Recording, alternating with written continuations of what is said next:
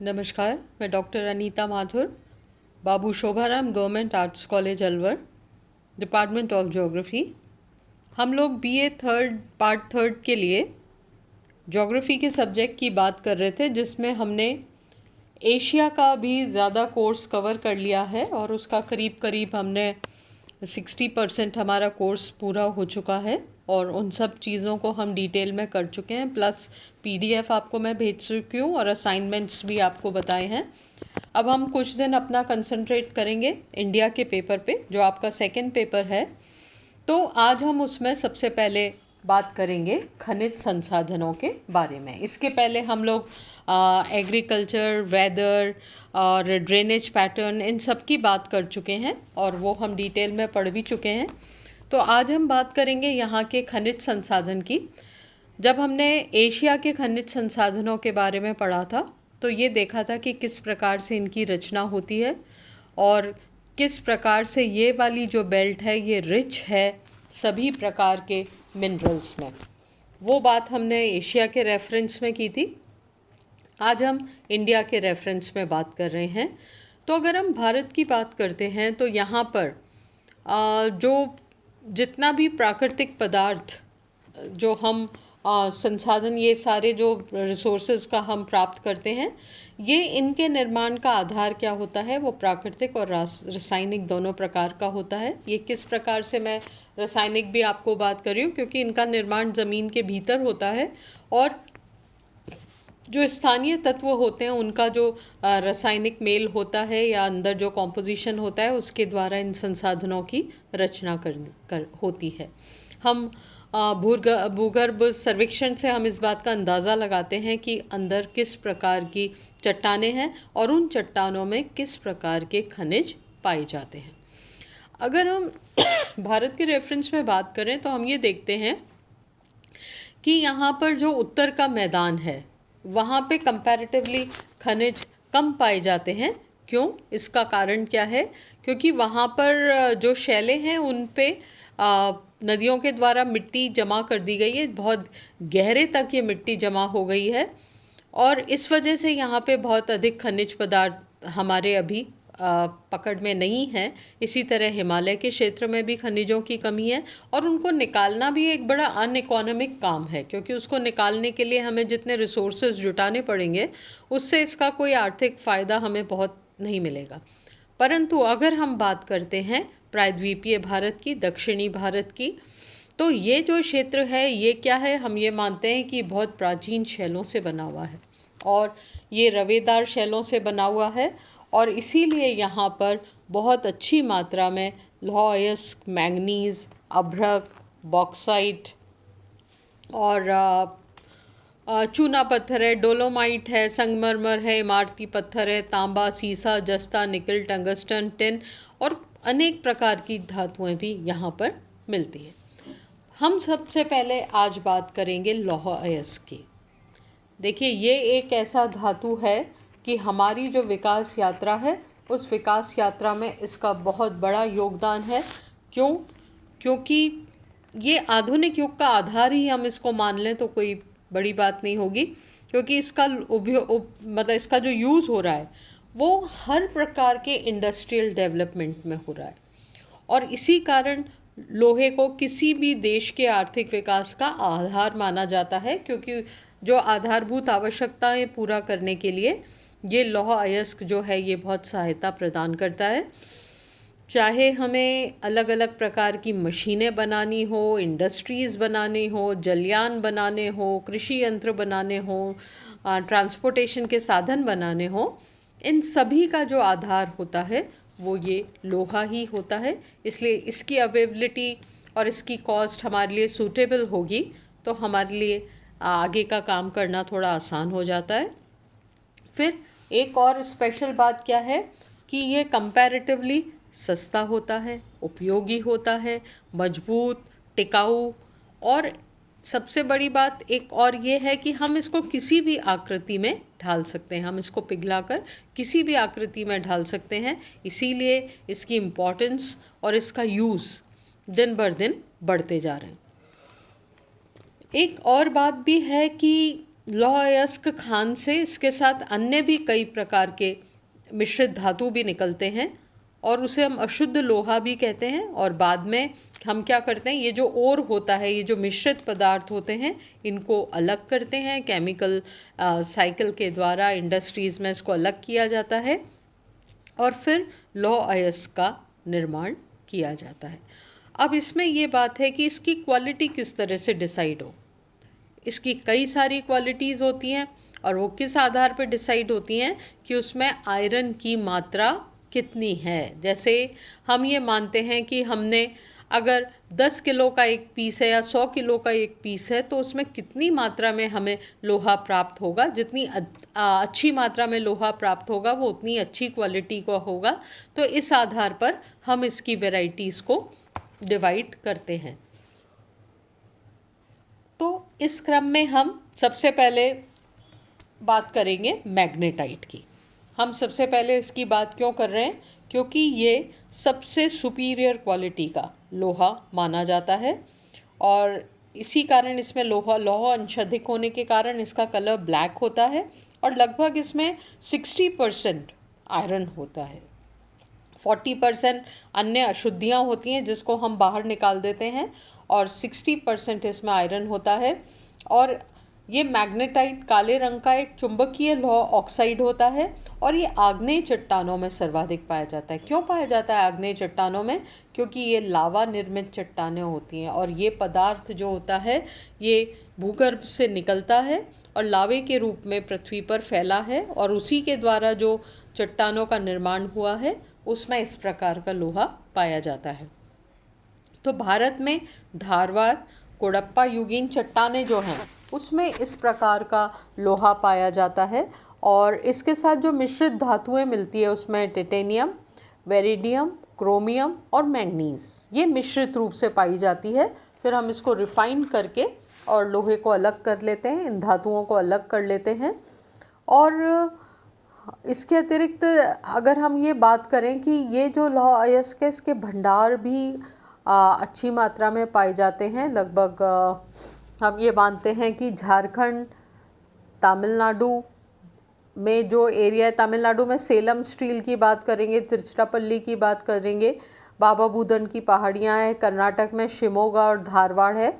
यहाँ पर मैग्नेटाइट किस्म का जो लोहा है वो अच्छी मात्रा में, पर्याप्त मात्रा में, हम कह सकते हैं प्रचुर मात्रा में यहाँ से निकाला जाता है। फिर हम बात करते हैं हेमेटाइट की। ये कंपैरेटिवली मैग्नेटाइट के कंपैरिजन में ये थोड़ी सी इसकी क्वालिटी जो है वो कम होती है और उसमें लौह धातु अंश 60 to 60% होता है, इस 62% तक होता है। इसमें 50 से 60% के करीब इसमें शुद्ध लोहा होता है। और ये जो हेमेटाइट वर्ड है ये ग्रीक भाषा का शब्द है, उसका नाम ही लाल रक्त होता है। तो इससे हमें क्या पता लगता है कि ये जो लोहा है या लोहे का ऑक्साइड है इसका कलर लाल और भूरा सा होता है और ये जो जल में निक्षेपित चट्टानें हैं उनमें बड़ी मात्रा में मिलता है। और भारत में अगर हम इसकी बात करते हैं तो इसके भंडार करीब 1147 करोड़ टन के लगभग माने गए हैं। और इसके जो बड़े डिपॉजिट्स हैं वो मयूरभंज है उड़ीसा में, छत्तीसगढ़ में बेलाडिला है, महाराष्ट्र, गोवा, कुद्रेमुख, बाबा बुदन कर्नाटक में है। यहाँ पे अच्छी मात्रा में निकलता है और ये भी एक लोहे की किस्म में हम देखें तो इसको भी अच्छी किस्म के लोहे में ही कंसिडर किया जाता है। नंबर 1 मैग्नेटाइट है, इसमें कोई डाउट नहीं है, पर हेमेटाइट भी अच्छे लोहे में काउंट होता है। फिर हम बात करते हैं लिमोनाइट की।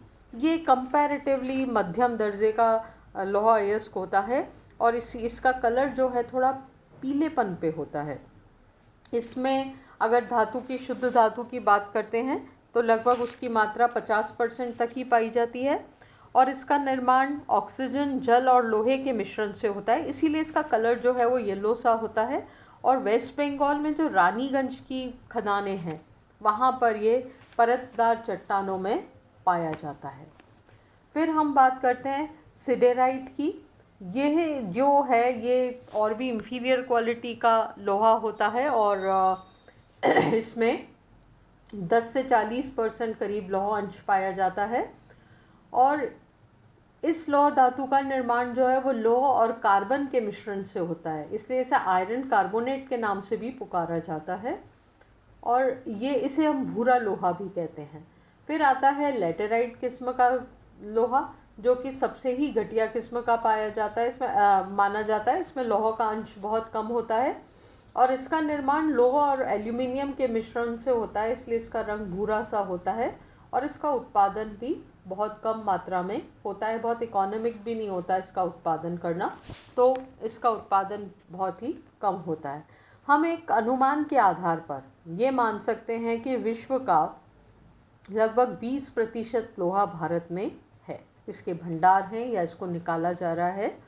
और ये बात सही है कि अलग अलग एजेंसीज़ ने इसके अलग अलग आंकड़े दिए हुए हैं। अभी भारत में कुछ एरियाज़ तो ऐसे हैं जहाँ पे हमने सर्वे भी नहीं किया है, तो नवीनतम सर्वे जो है उसके अकॉर्डिंग इसका जो हम ये मानते हैं कि इसका कुल भंडार लगभग उन्होंने 3000 करोड़ टन के आसपास मांगा है और उसमें सबसे अच्छी बात यह है कि 85% तो केवल हेमेटाइट लोहा अयस्क है, जो कि एक अच्छी क्वालिटी के लोहे के रूप में हम उसको मानते हैं। अगर हम इसके प्रोडक्शन की बात करते हैं तो सबसे पहले हम बात करेंगे कर्नाटक की, और ये मानते हैं हम कि भारत का लगभग 25% जो लोहे का उत्पादन है वो कर्नाटक में होता है। और भंडार की दृष्टि से देखें तो यहाँ पे करीब 15% भंडार हैं। यहाँ पे प्रोडक्शन अधिक हो रहा है क्योंकि यहाँ पर जो खदानें हैं अभी वो हमारे उसमें से हम अधिक से अधिक अभी अपने रिसोर्सेज में से, अपने भंडारों में से इसको निकाल रहे हैं। टोटल भंडार यहाँ पे 15% ही हैं। और यहाँ पर जो मुख्य उत्पादन क्षेत्र है उसमें हॉस्पेट और बेल्लारी जिला, ये यहाँ के दो प्रमुख प्रोड्यूसर्स हैं जहाँ पर उत्तम किस्म का हेमेटाइट कोयला लोहा अयस्क पाया जाता है।